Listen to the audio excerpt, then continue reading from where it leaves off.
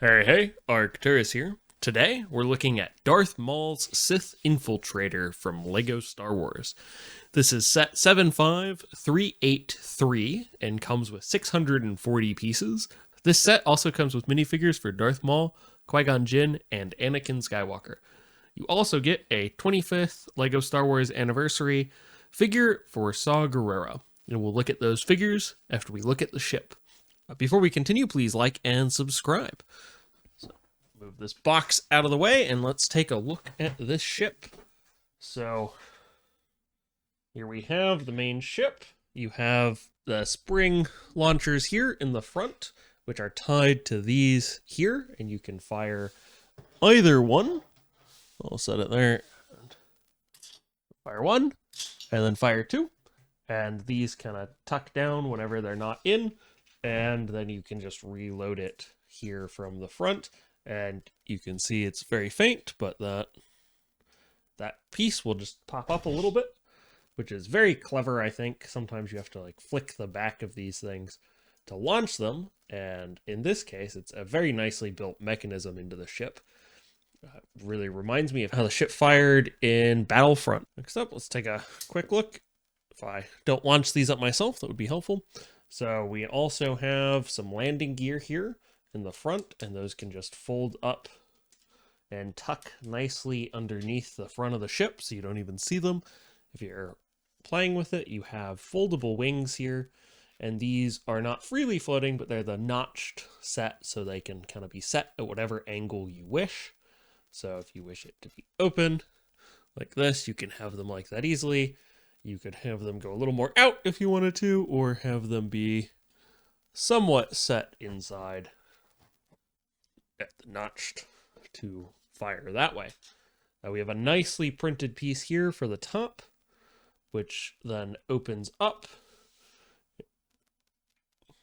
to show where you have the little speeder bike that Darth Maul rides in Episode 1, which you can also build in this set. Darth Maul, to sit in this, does have to be holding on to the handle because there are no studs for him to pin to on it.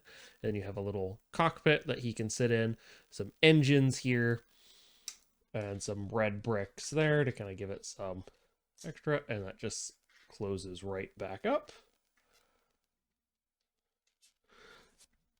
Oops. There we go. It can catch a little bit if this piece is pushed in a little too far. You also have some mines, which are held in here, and you have a mechanism for releasing them, which is here.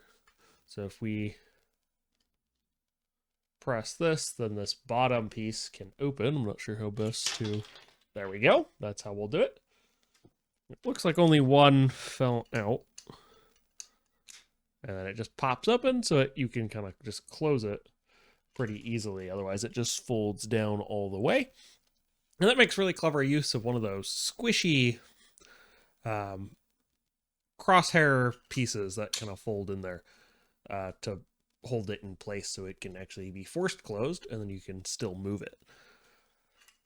So you do have some ramp details here, but it's just a pretty simple mechanism, which I think is fine for a set of this size. It doesn't need to be overly complex.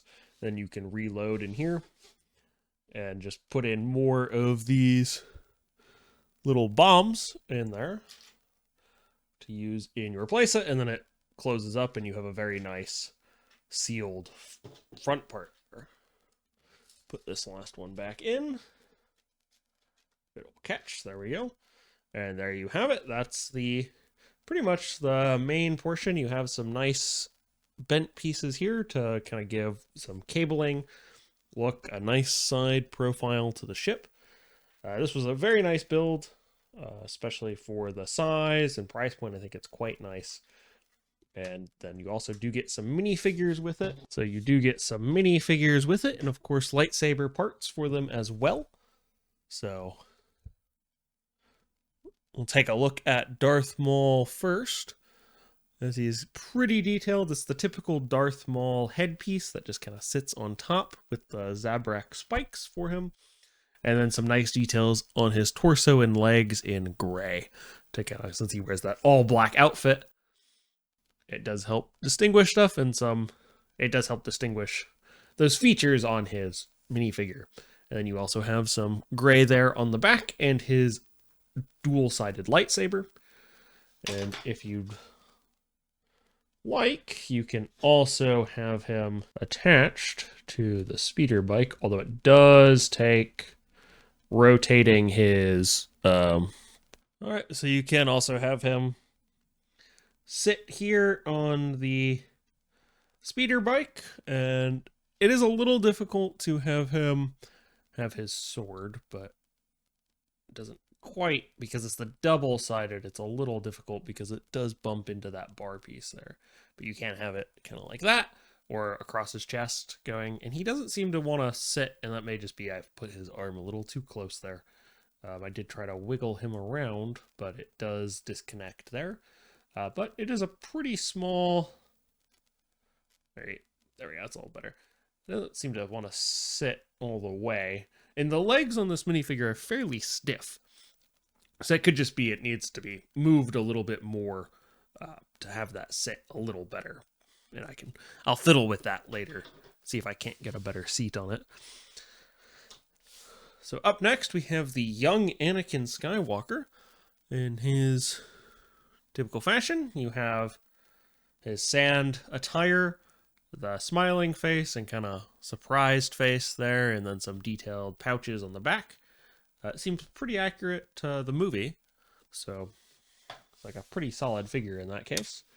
Next up, we have Qui-Gon Jinn, who's got a dual-sided cape to kind of give the appearance of his robes, the longer hairpiece to resemble his hair from Episode 1, and then the printing there on the minifigure to kind of show the beard and mustache and 2 different facial expressions as you normally get.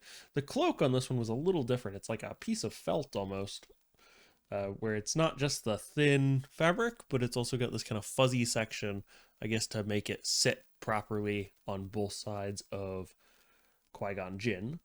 And if we lift up his cloak there, you can see the details on his legs and torso with kind of a metallic printing there for his belt and a small pouch. And then he also has some details there on the back that would normally be covered by this cloak piece. Oops. And there we have it with the completely assembled. And of course he has his green lightsaber.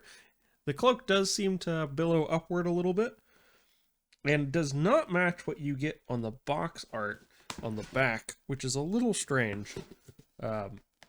So we look here on the box art, that looks to be the normal cape piece without this extra felt section. So I'm not quite sure what's going on with that, but it's an interesting difference, I guess. And then last we have Saw Gerrera, who I only really know from Rogue One. I don't remember him from any of the other movies, but he does have a very detailed minifigure, which is fitting because it is the 25th anniversary figure for this set. As you can see, there's a lot of details there, and I'm going to remove this 25th anniversary stand.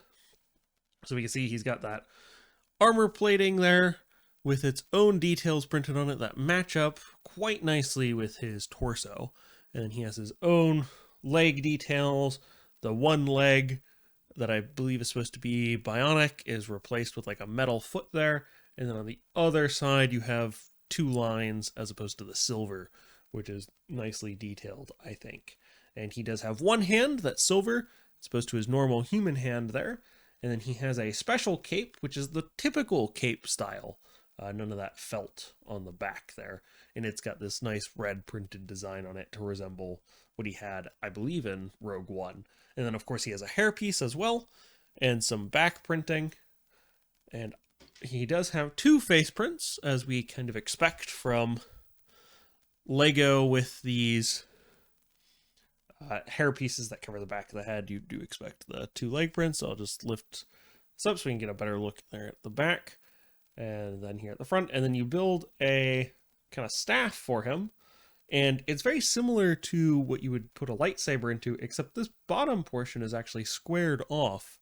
As you can kind of see here, which is interesting, an interesting difference. And I think there's also some details under his armor, and there are, and they kind of match up with exactly what you would get with the armor on as well. So you're not losing any detail by having the armor on, you just get that extra armored look there. And I'd believe the cape goes over the armor as opposed to under it, but you could also probably put it under, although it would be much flatter then. We can just put this, squish his head back on there. And there we have Saw Gerrera, a very detailed minifigure. I'm very impressed with it. I know a couple of the 25th anniversary figures have been they've been interesting, but they haven't been quite as detailed as I would have expected for, like a kind of event sort of thing where you're getting a special minifigure for them. They've been detailed, but this one seems to be probably the most detailed of the ones I've looked at, which admittedly is not all of them. So there might be others that are more detailed than what I've seen. Overall, the set was a fun build. It's a reasonably sized ship. Some of these ships can get pretty big, and that makes them difficult to store and use and all sorts of things. And so it's very nice to have a very reasonably sized ship, I think. It has some very nice features and really resembles the ship from what I remember of the movie, and also from the Battlefront. This ship was really fun to play with in those games, so I have a lot of fond memories of that, of when you could finally unlock it. Although the most recent Battlefront was kind of mediocre, but still fun for a while. Overall, it's a nice ship. It's got some nice little features. Everything kind of slots together pretty well. Well, that's all I have for you this week. I'll catch you next week with another video.